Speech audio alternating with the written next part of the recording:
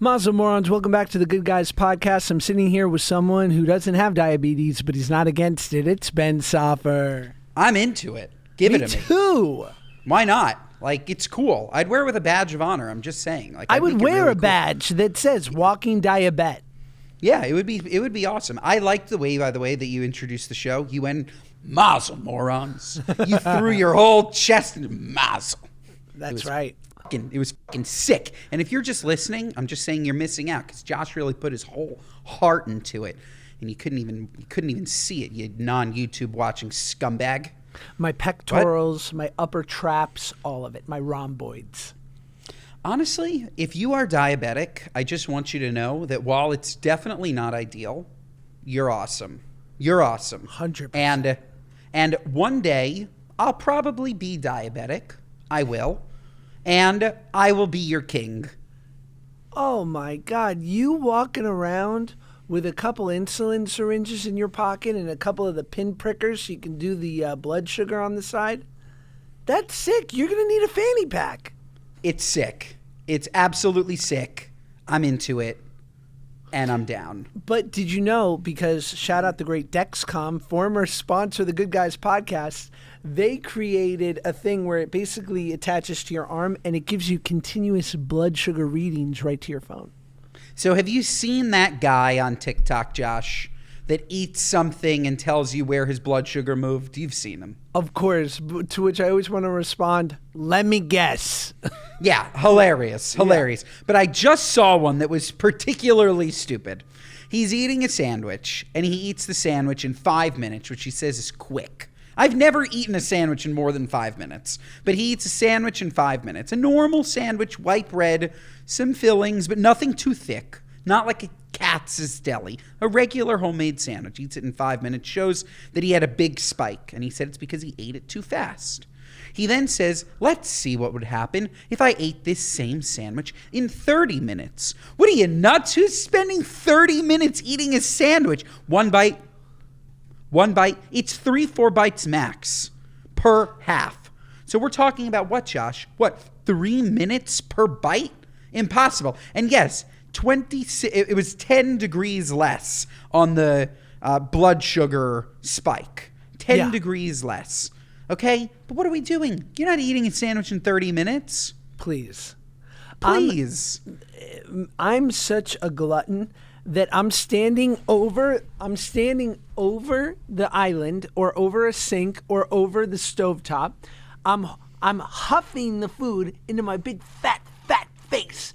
And usually there's no cutlery involved. I'm using my paws and I'm scooping it into my gullet. Clip that.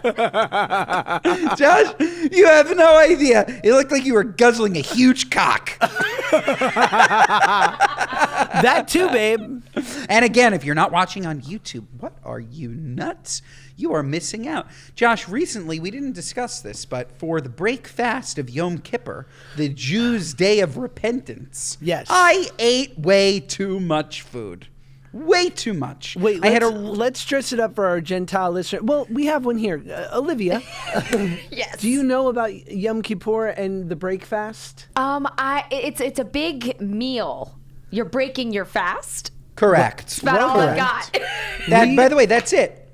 We Jews consolidate instead of doing it weekly like the Catholics. We repent one day a year. We have a 25-hour fast where we kind of cleanse the old bod, ask God for forgiveness and for some help for the year ahead. And then it all culminates in a break fast, Ben, go. And during this 25-hour fast, this is no water, this is no food, this is no nothing. A no-nothing fast. Some years are easier than others. This year, Josh, was incredibly hard. I don't know why. I got a searing headache. Terrible. Like, I needed caffeine more than anything. So what did I do the second that break fast broke? I chugged 2 huge caffeinated iced coffees. 2 huge coffees. What a mistake. It was 7 p.m. From there, I had a bagel with lox and cream cheese. I had a bagel with tuna. I had a bunch of, random, cakes, like an apple cake, a munchkin from Dunkin' Donuts. Oh my God. I felt so awful. I woke up at 3:30 in the morning with raging diarrhea for 2 hours. Okay? I felt worse post-break fast than I did when I was fasting. Yeah, you can't do that. You can't go in hard body karate like that. You got to eat nice and smooth, warm the body up. A nice soup, slow. It's a slow roll. By the way, the fast ends at like 5, doesn't it? Why did you wait till 7?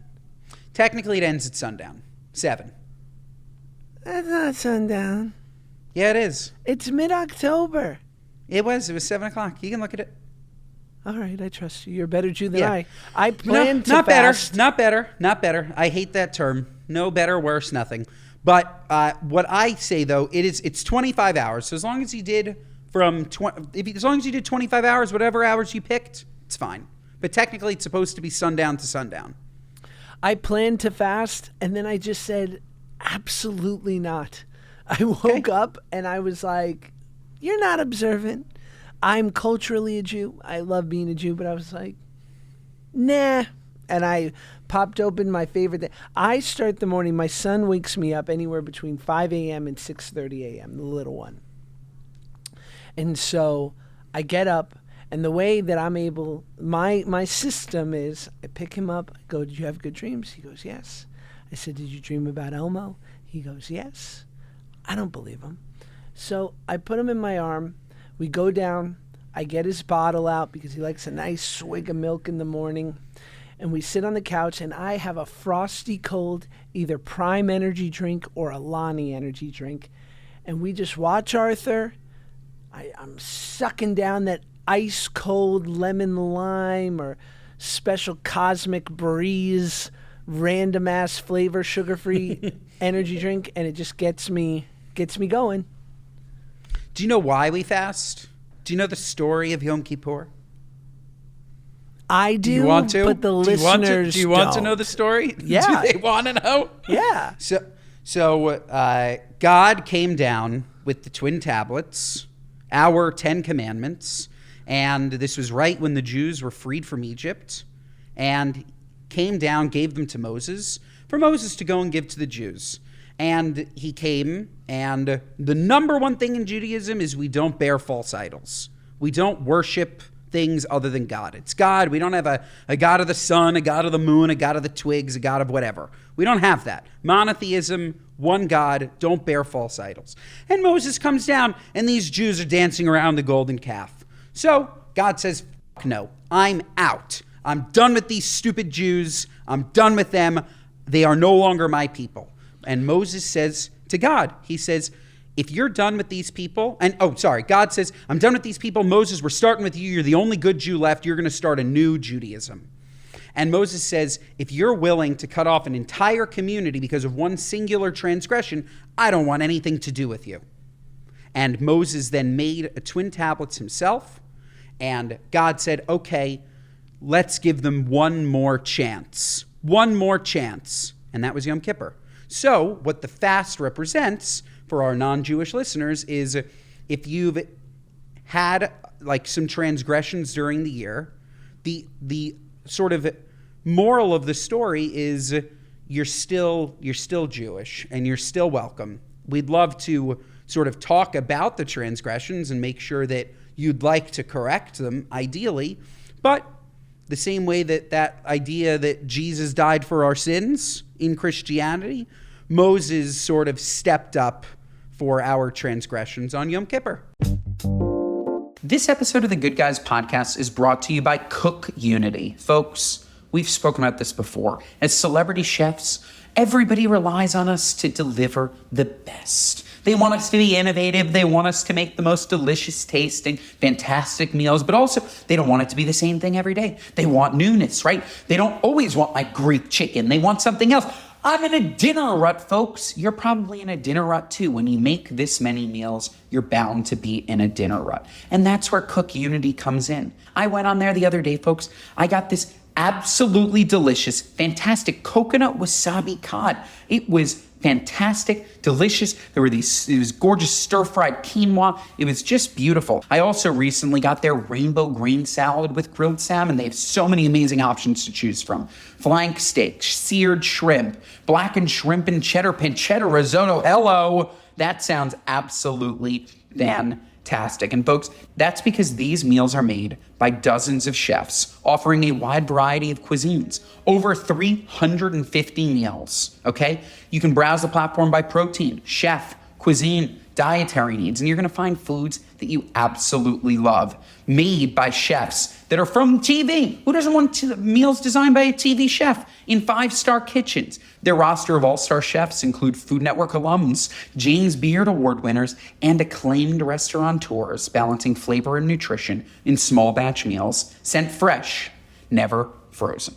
So folks, add endless variety to your plate with Cook Unity. Affordable food crafted by award-winning chefs delivered straight to your door. Go to cookunity.com/goodguys or enter code GOODGUYS before checkout for 50% off your first week. That's 50% off your first week by using code GOODGUYS or going to cookunity.com/goodguys. This episode of the Good Guys podcast is brought to you by Etsy. Good Guys listeners, Etsy knows what kind of holiday gifting reactions you're looking for this year.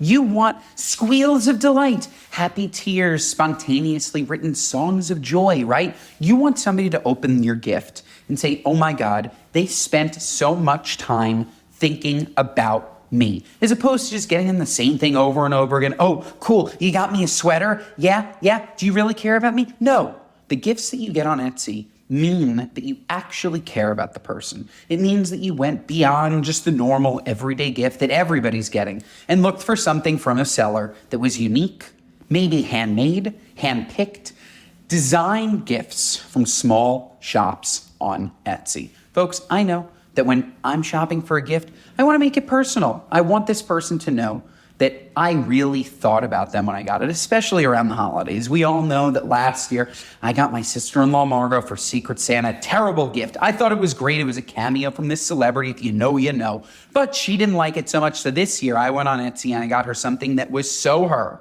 Buy on Etsy, okay? Because that is where you are going to be able to find personalized gifts for people that are going to mean to them that you care. Etsy makes it so simple to find original items that will make whoever I'm shopping for feel extra special. Shop Etsy this holiday season for personalized jewelry, custom artwork, cozy style items, vintage pieces, and home decor to celebrate all of your favorite people and their specific kind of special. From original gifts that say, I get you, Etsy has it. Here's what I would say first. First of all, I think it's hilarious. Is this an Old Testament pull or a New Testament pull? Old. No, I know it's old. I'm going to ask, the line, there shall be one God because I am a jealous God. What's that? That's a OT or NT? I think that's an NT. It's hysterical. And it's hysterical that Moses had to talk sense into God and say, God, you're a little brash, a little knee-jerk, no, God? Like, just because they're giving this cow so much, love and affection, you're really going to walk away? Like, my question more so is, like, do you believe that all these stories are merely allegorical attempts at which to teach lessons to people? Like, you don't take anything in these books at face value, do you? Not at face value. I definitely take some stories as I think that they happened. I think that a lot of them, though, are wives' tales that are meant to guide us through life and right. make us better people. And so, while I do find some of them funny, like the idea of dancing around a golden calf, I also appreciate the fact that whether it's a story or truth, let's go with the story piece, and it was written 4,000 years ago, like we're always going to find things funny and not necessarily relatable that happened so long ago, because it's like such like an odd thought that people would be dancing around a calf. But I think that the idea behind it, at least for me, of making sure that I don't ever praise something that isn't greater than me is like an important thing for me on a day-to-day basis. I honestly feel that way about celebrities. Like I feel that way about like not becoming too enthralled with any one particular thing that I take it as godly. Like nothing is godly. Nothing but God is my takeaway. Right. I just... But I also respect people not, like, the same exact way I said on another episode, if you don't want to vote, don't vote. I don't push agendas on people. Like, that's just me in general. Like, I just, like, if you don't want to be religious, if you don't find value in religion, that makes perfect sense to me. I think that maybe, like, spending time with people that are a little bit more interesting talking about religion could help. Like, there are some really horrendous rabbis, and there are some really interesting rabbis. There's some really, like, you know what I mean? Like, it's all in the delivery. It's all in the way that somebody explains religion, explains a custom, explains a story. And if it sticks, it sticks. If it doesn't stick, it doesn't stick. I just think there are no new ancient truths. And whatever your religion or system of beliefs or the thing that attracted you to it, if it stems or has its anchors in just being a good person with good moral values, what we agree under the social contract is like, in quotes, a good person, then it's all the same crap. It just got a delivery system that was attractive to you or that you inherited from your parents, right? Sure.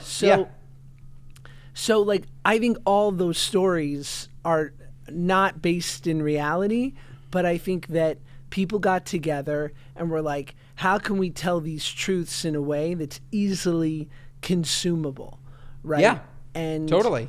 Like, I don't think Noah's Ark existed, but I think there could have been a flood a couple thousand years ago, and maybe it wiped out a town or a village, and the people on the high ground were like, what can we, how do we spin this one?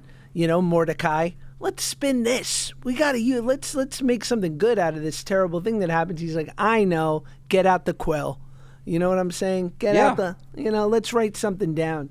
So it's funny. I was listening. There's this adage in 12-step recovery where they talk about, you can tell an alcoholic something, but you can't tell him much. In the respect of, be careful overly trying to help the man who isn't ready, right? Like, you can put a hand out, you can take them to a meeting, you can give them some sort of, but if they're not thoroughly convinced that they're like done drinking, better that you allow them to kind of continue to live their life and be there as like a beacon of hope and strength for when they are ready, instead of trying to like proselytize and beat them over the head with it, because you will render yourself slightly less useful, because that person on top of all of it will then have a resentment against you because they didn't want to hear it in the first place. So the whole thing is like, offer the hand. If the hand's not accepted, go help someone else, and maybe in time the person will come and find you. I, feeling very Jewish over the high holidays, was listening to a rabbi's sermon about an exact Jewish, some version of a law about that when someone acts up, we are forced to rebuke them, that it is a blessing to tell them that their wrongdoings, if they are capable of hearing it. And if they are not capable of hearing it, it is a blessing to let them do what they're going to do and be there for them when they are looking for counsel. It's the same thing. It's just repackaged, you know? Absolutely. And what I was going to say is, regardless of if you really feel it or not, you actually are, and I know this to be true, a very religious person. Mm-hmm. And I think that a lot of your religion actually comes through 12-step. I think that a lot of the things that you talk about and the ways that you interact with people, I think that it is repackaged and you appreciate it in a different form. Totally. But the original package that it's being derived from is the Torah. It's like Judeo-Christian values. It's the first package. And we've taken the package and we've put it in ways that people can understand it in modern society. But that's the package. And there's so much more than just the Torah. There's Talmud and Mishnah and all these things that everybody can Google. But there's commentary after commentary after commentary, thousands and thousands and thousands of books and pages. And people just questioning, like that's Judaism. Judaism in a nutshell is questioning and making sure that you either fully grasp something or that you're looking under every stone to make sure that you didn't miss something. If you read something once and you take it at face value, you are missing the whole point. The whole point is questioning, asking why, figuring out what's right for you, what's wrong for you. Like that's the true essence of Judaism, is asking questions. Should we get to a story? Yes, please. Well, a hungry husband considers divorce from wife who can't cook, has literally fucked up mac and cheese. The relationship's on the chopping block. There are plenty of icks or unattractive qualities that could turn off a partner, but one in particular has become a point of contention. This episode of the Good Guys podcast is brought to you by Nutrafol. Friends, it is what it is. We're all getting a little bit older. And what naturally comes by getting older is that you're going to lose some of your hair, okay? I know you're looking at my dad. You're like, Bruce has a head of hair, thick as can be. Ben, what do you mean you're losing your hair? Yeah, it is what it is. I did not hit the genetic lottery there, and the only thing that seems to be helping me is Nutrafol. I've been taking Nutrafol for the last, couple of months, and I'm seeing such incredible improvement, specifically a decrease in shedding. The top of my head, you wouldn't know because I'm so tall. Finally, I'm blessed in something. But it was becoming a little bit bleak. And now, thanks to Nutrafol, it is becoming so much thicker. Thank God, because my hair is incredibly important to me. I'm sure your hair is important to you. And as a result, I highly, highly, highly recommend looking into Nutrafol, because hair thinning affects approximately 1 in 2 women. Totally normal, but it's clearly not ideal. Whether you're actively struggling with hair shedding or want to get ahead of the problem and improve your hair health, now is the perfect time to add Nutrafol to your daily routine. Nutrafol is the #1 dermatologist recommended hair growth supplement brand, trusted by over 1 million people. See thicker, stronger, faster growing hair with less shedding in just 3 to 6 months with Nutrafol. Everyone's root cause of hair thinning are so different. So a one-size-fits-all approach to hair growth doesn't cut it. Nutrafol has multiple formulas that are all tailored to give your hair what it needs to grow throughout different stages, such as postpartum and menopause, as well as for different lifestyles, such as plant-based diets. While many supplements rely solely on ingredient studies, Nutrafol clinically tests final formulations to ensure their efficacy. In a clinical study, 86% of women reported improved hair growth after taking Nutrafol women's hair growth supplements for 6 months. So folks, get results you can run your fingers through. For a limited time, Nutrafol is offering our listeners $10 off your first month subscription and free shipping when you go to Nutrafol.com and enter the promo code GOODGUYS10. Find out why over 4,500 healthcare professionals and stylists recommend Nutrafol for healthier hair. Nutrafol.com, spelled Nutrafol.com, promo code GOODGUYS10. That's Nutrafol.com, promo code GOODGUYS10. This episode of the Good Guys podcast is brought to you by Quince. Folks, fall season is here. I'm looking forward to getting into that cozy cashmere. I love a cashmere sweater. Absolutely love it. Soft as a baby's bottom. It's absolutely fantastic. And I'm just excited to ditch the shorts and flip-flops. I need the weather to get cold. The second it gets cold, I'm in cozy cashmere. I'm trying to pull off a leather jacket even though I can't. But folks, all of those and more are available at Quince. Quince offers affordable, high-quality essentials for any wardrobe. That includes seasonal must-haves like Mongolian cashmere from $60 and comfortable pants for any occasion. Quince only works with factories that use safe, ethical, and responsible manufacturing practices, along with premium fabrics and finishes.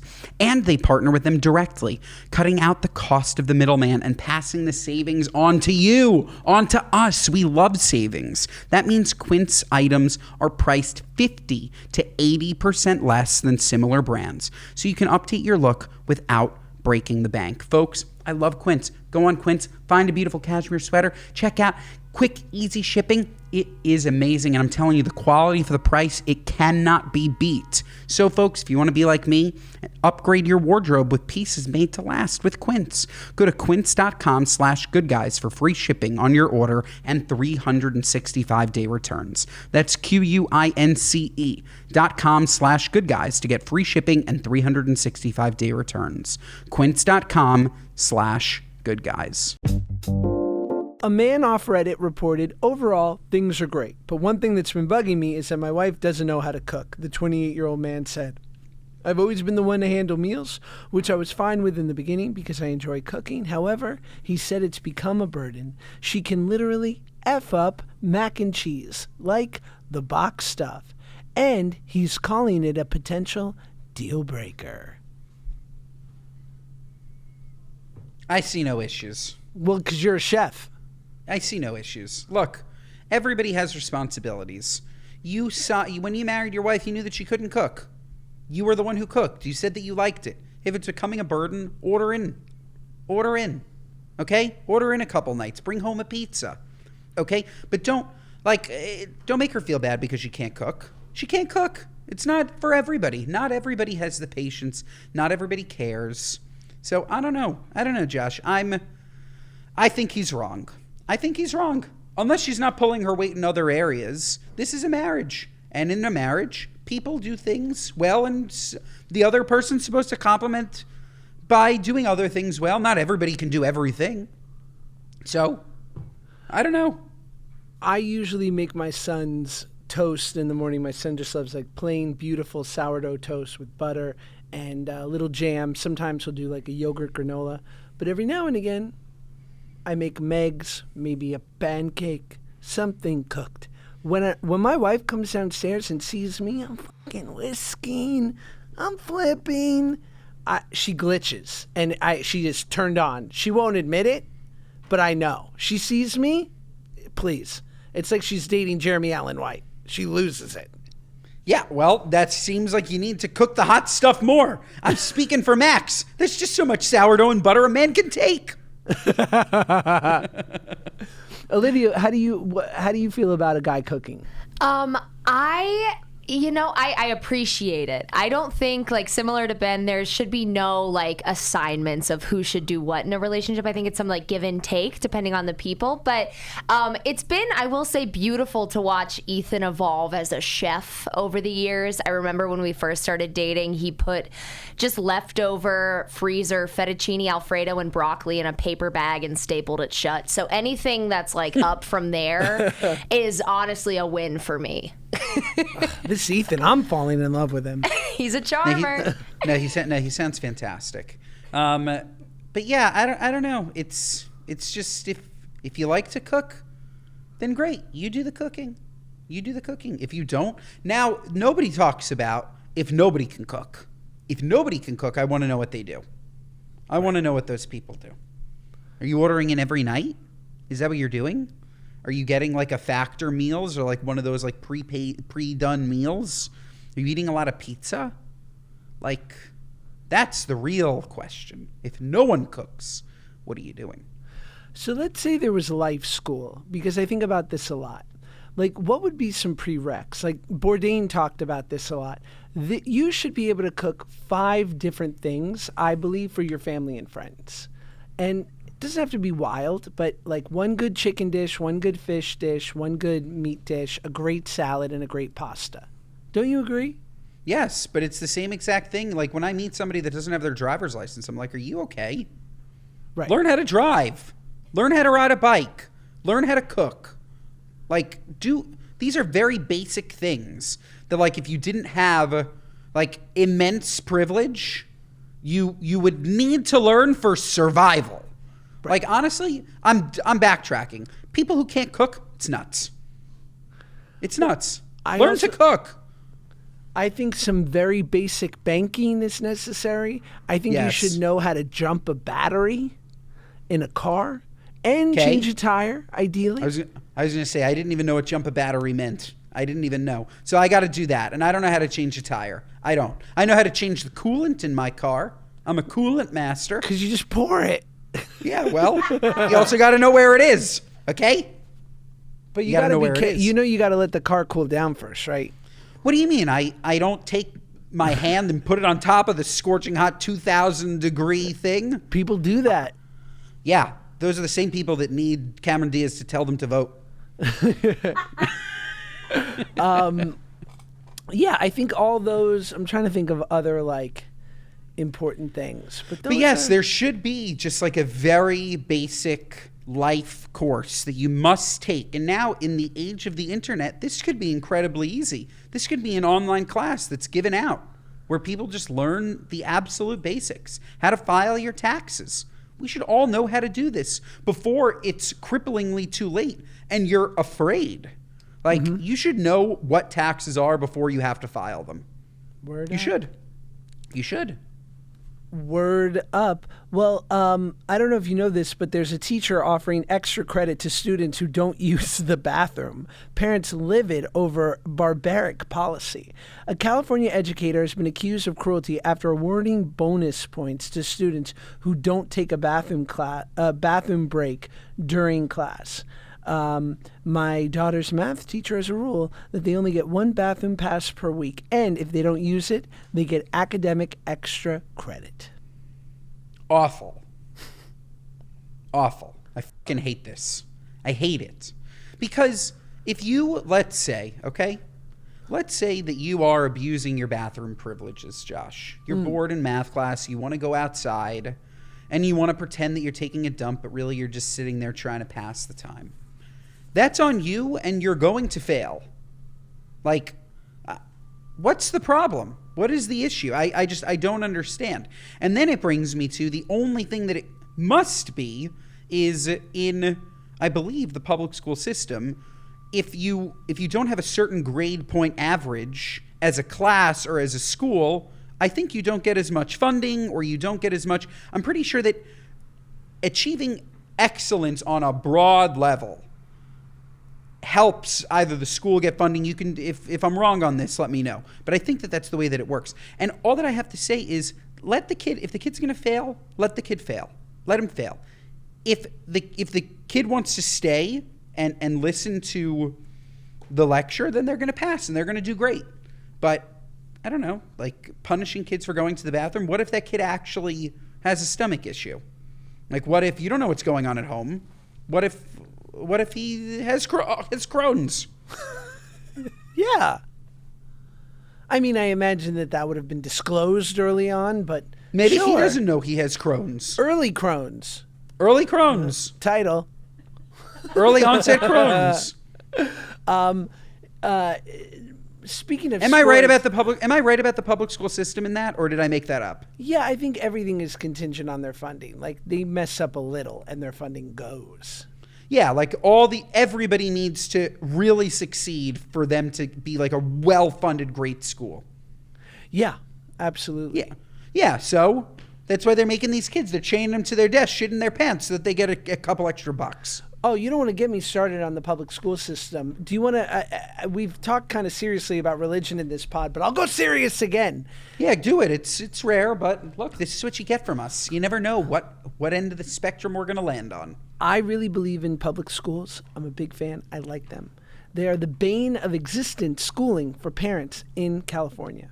I grew up in North Hollywood in Studio City, which has become like a very wealthy suburb, like where you cannot find I'm talking maybe a 3-bedroom house on 6,000 square feet of land. You cannot find it for under $1 million in Studio City, Sherman Oaks, California. And its proximity to the studios, it's where a lot of people live. Now, a lot of these people who also have $4, $5, $6, $7 million homes in these areas, their kids don't go to the public schools. And you have never heard anything quite as annoying as a person complaining about their $50,000 a year private school that they have to pay for their kids. And they like bus them out of the town because they want them to go to private school. And if you brought up them going to the local public school, they go, ugh, are you kidding? Never. It's not good. It's not my fault it's not good. Actually, sir, it is your fault. How can you have a town with $1 million homes and a school which isn't great? Can you imagine, per se, if all you rich people said, you know what, we're going to bring up the community together, and instead of spending $50,000 a year, you said, I got some scratch. Why don't I donate $5,000 a year to the public school? First of all, what a bargain. Secondly, everybody's going to get much better education, electives, and yeah, there's going to be plenty of kids from apartments whose parents are working 9 to 5 and don't have any kind of savings who are going to benefit off the fact that you're raising up the neighborhood. But that's what it's about. Why? Because you live there. It's not cool to let your public school in your neighborhood be shit while you're chilling in your $6 million mansion. It is your problem. Make it your problem. Amen. Right? Amen. Yes. What I will also say is it's not directly that person's problem. It's also like the government's problem. Like, make these schools better or figure out a better way to fund them, because they're being funded by the taxpayer dollars within that area, right? Like, that's the way that it works if you're zoned for a school. So why don't you have those, considering nobody in that area goes to public school, how about you diverge those funds to an area that needs it? Why don't you not have all of those taxpayer dollars go to the Sherman Oaks High School if nobody's sending their kids there? And why don't you send it to an area where they could use the money and make a better public school? This episode of the Good Guys Podcast is brought to you by Kiwi Co. Remember being a kid, going outside, playing on the swings, building a rocket, learning a new game, not being in front of your damn phone? Well, I do, but the kids these days, there's screens everywhere. We need to combat the screen time, and the way that we do that is with Kiwi Co. Kiwi Co is interactive learning, and Kiwi Co is launching Kiwi Co clubs to engage kids on a journey of seriously fun learning. The key is fun. Not all learning needs to be boring. Let the kids have fun, but let them have fun with real things, real experiences, real people, not in front of these screens, okay? They don't need that. And there are so many different Kiwi Co clubs to choose from, whether it's science, technology, engineering, art, math, whatever you want, whatever piques your interests will then pique the interests of your kids or the children in your life. I got a Panda Crate, okay? The Panda Crate is for youngins. I got it for my nephew, Charlie. He absolutely loves it. First one that came with this sweet xylophone. He's learning music. He's going to be a prodigy. It's fantastic. We got to start him young, get him learning so that they want to learn. Wanting to learn is something that you also learn. You should be inquisitive, and that all happens at a young age, folks. So we got to get these kids fun, hands-on projects delivered monthly with Kiwi Co. We're talking cool science and art concepts, okay? And that are seriously, seriously fun and built to last. So we want our kids to be creative, bold, curious, persistent through hands-on play and projects. All of this is so, so important. So folks, tinker, create, and innovate with Kiwi Co. Get up to 50% off your first crate at kiwico.com, promo code GoodGuys. That's up to 50% off your first crate at kiwico.com, promo code GoodGuys.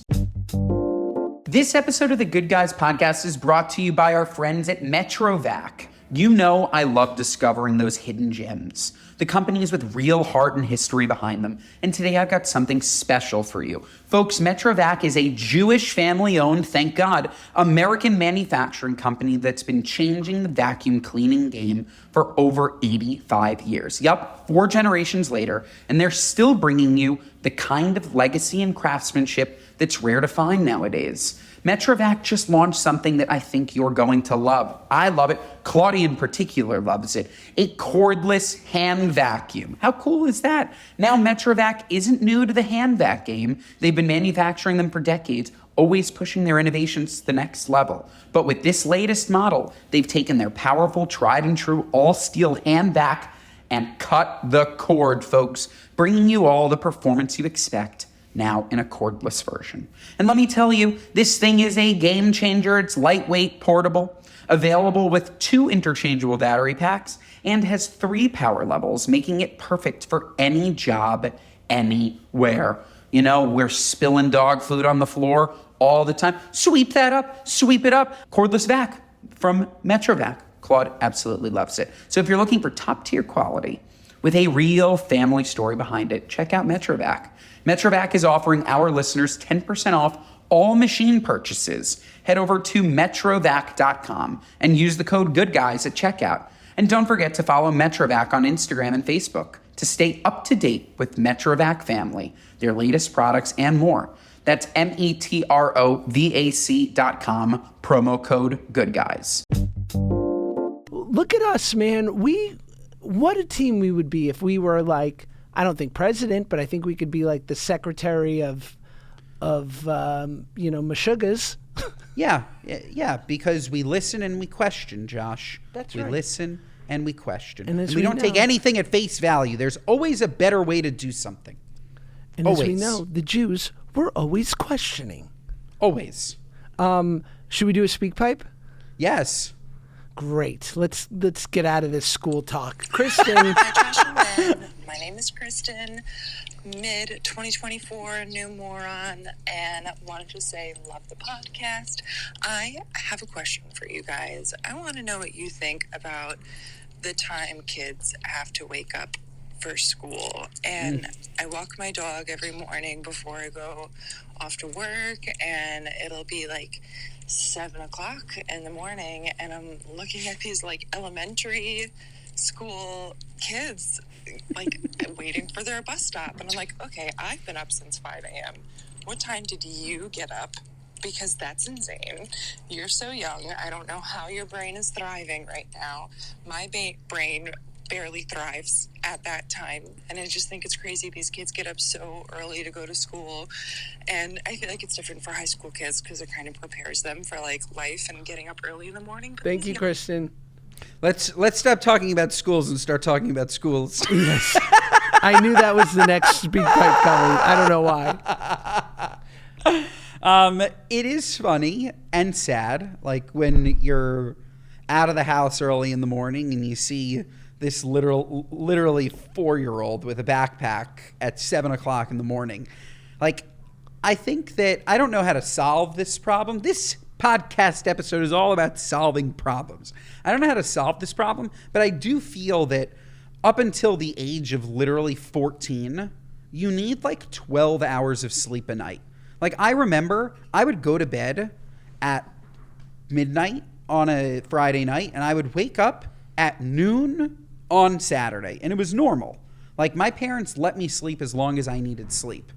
And I don't know how this is possible, but I do think that kids would be far better at school, retain more information, and be happier to be there if they could go to school when they actually woke up and not set an alarm.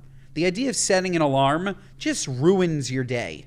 You are off to a terrible start. You're waking up panicked, anxiety, and like we're used to that as adults. But as kids, I don't know.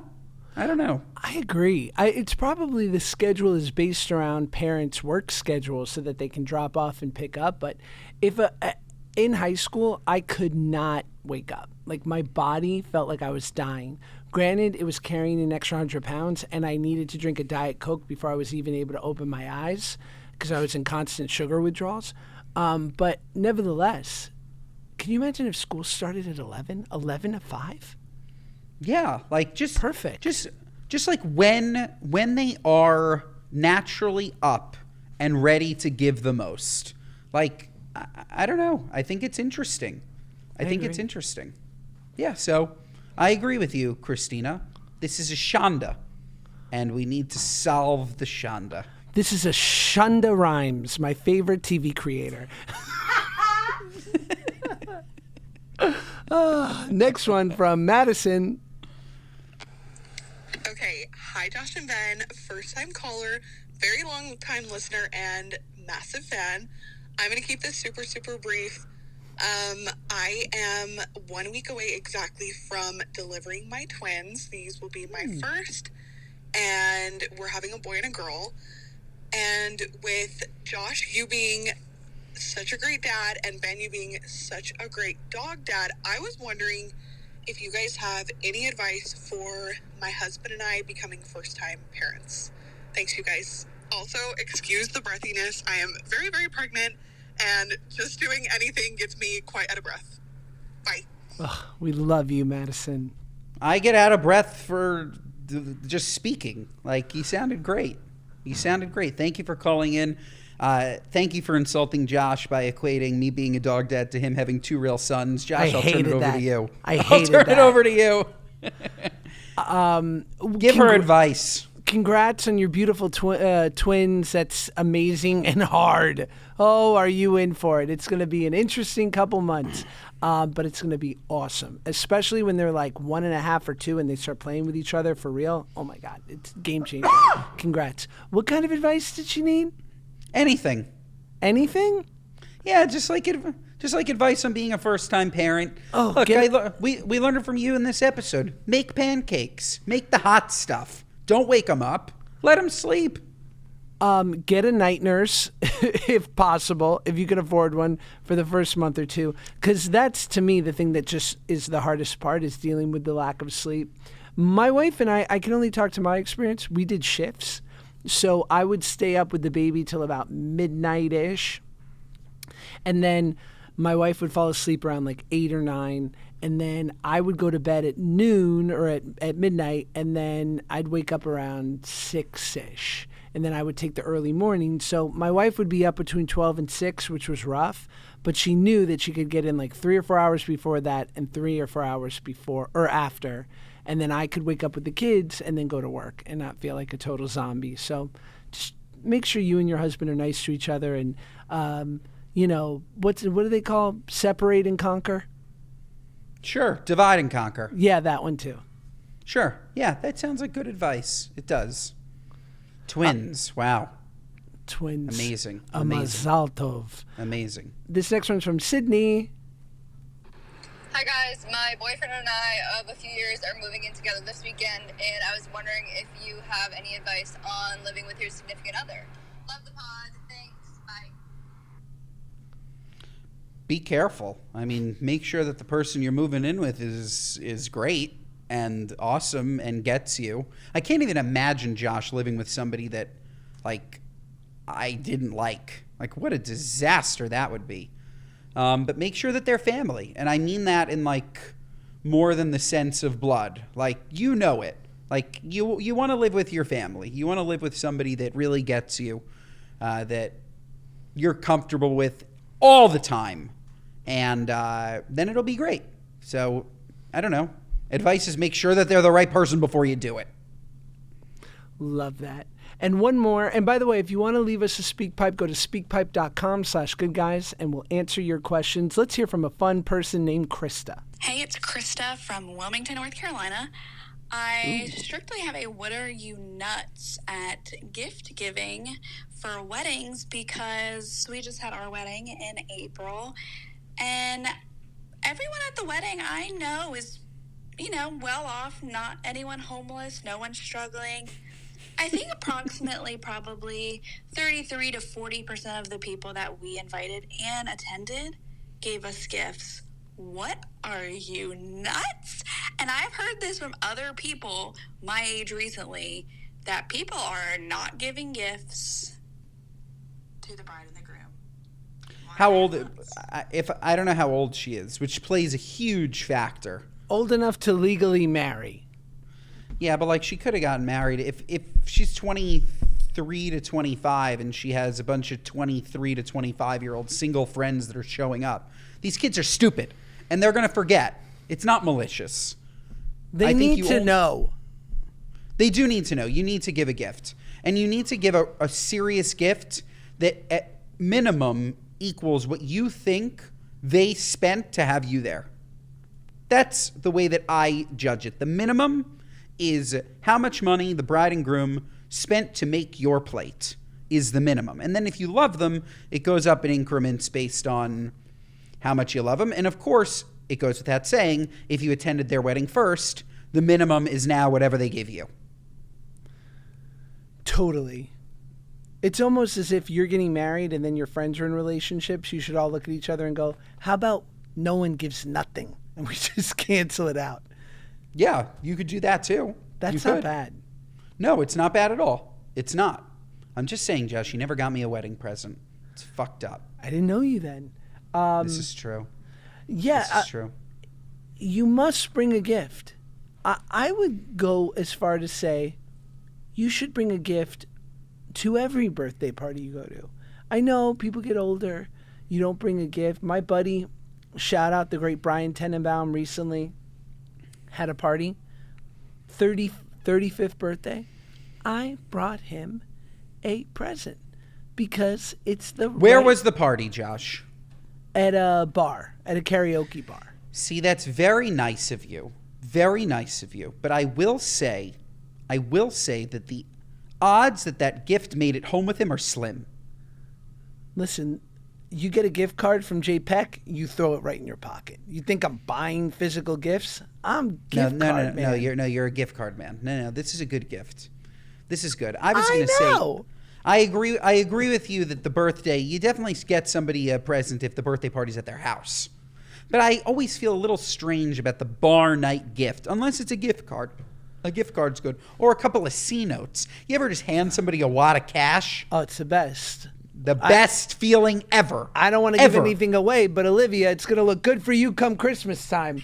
And I don't expect any of these near-do-well other Dear Media hosts to be waxing you the way we're going to wax you. Just saying. Looking forward to it. Thank you, fellas. Hopefully you don't get whacked like Marshall. He missed out. He took too much. That was it. We hit him so hard in Christmas, he quit. He's good. He doesn't have to produce podcasts anymore. The bastard. No, we love you, Marshall. Love you, Marshall. We're proud of you. We waxed him too good. That's hilarious. Oh, man, I didn't even give it to him in an envelope. I gave it to him with eye contact and a handshake. I said, God bless you. Have a wonderful holiday. Thank you for all you do. Oh, Marshall. Yes, but all I have to say is give gifts because people will forgive, but they won't forget.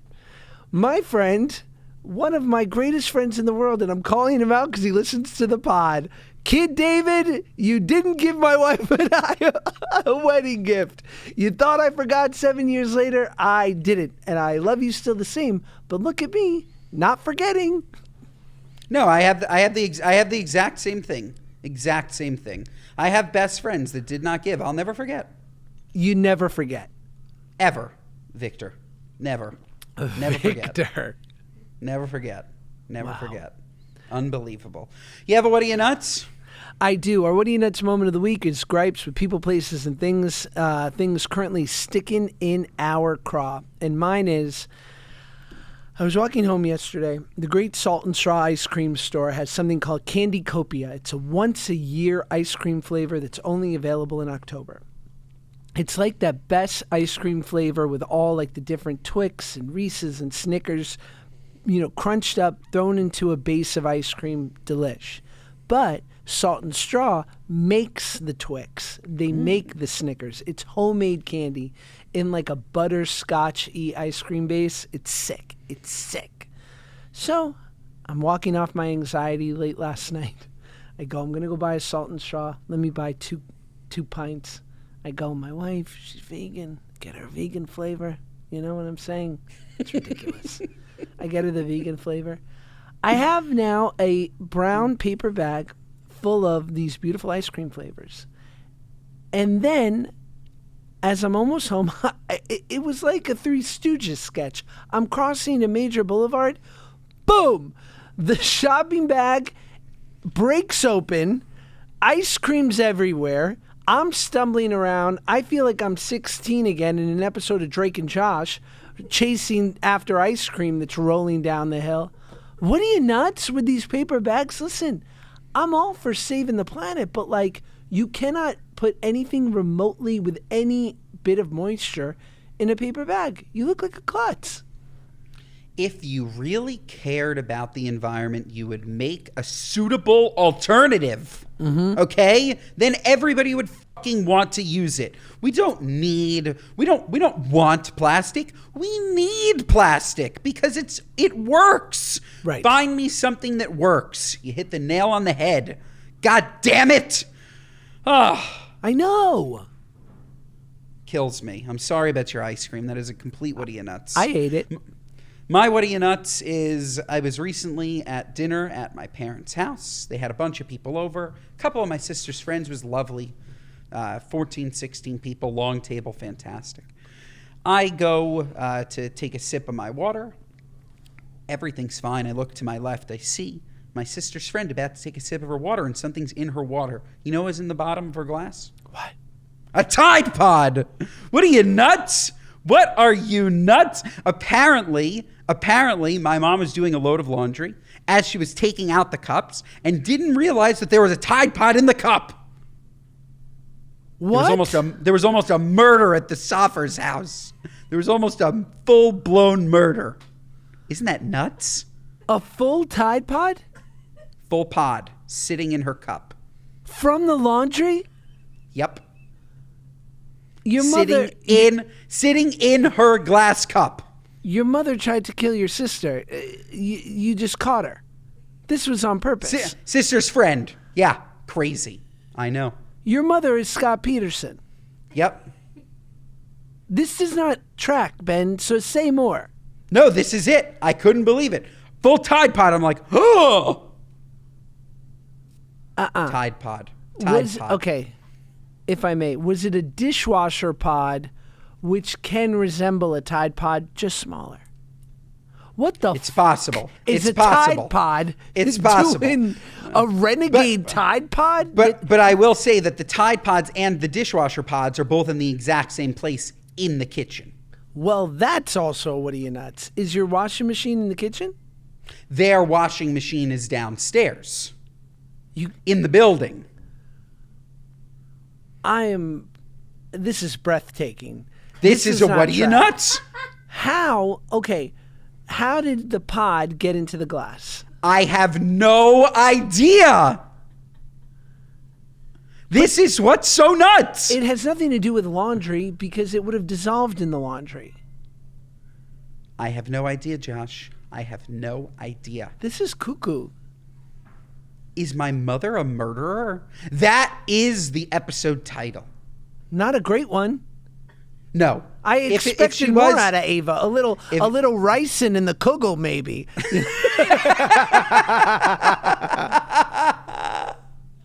I mean, Nuts. should we all compare our perfect murder? Ricin in the Kugel's a good one. It's good. I don't Every know. time I open an envelope from somebody that I don't know, I always think there's anthrax. I won't even drink a lemonade from a lemonade stand. Wow. But What'd those kids do to you? What don't we know? then again, I go to fruit carts all the time, and they could be sabotaging me left and right. You never Totally. know. The tahine is loaded with poison. Yes, it could be a little cyanide. You know there's cyanide in apples? What else can I eat? I'm just saying. And folks, that's our show. What I'm a just roller saying, coaster. It is impossible for you to get this type of content anywhere else. Impossible. So rate us 5 stars. Listen to us on Spotify, Apple, wherever you get your podcasts. Watch us on YouTube, Josh's YouTube. It's fantastic. Share our clips, TikTok and Instagram. Follow us on those platforms as well. Make sure to tune in Mondays and Thursdays, folks. And we will see you next time. Guys, I don't know if this episode was good, but if you're hearing this now and you thought it was good, I did a great job editing it. Okay, have a great week.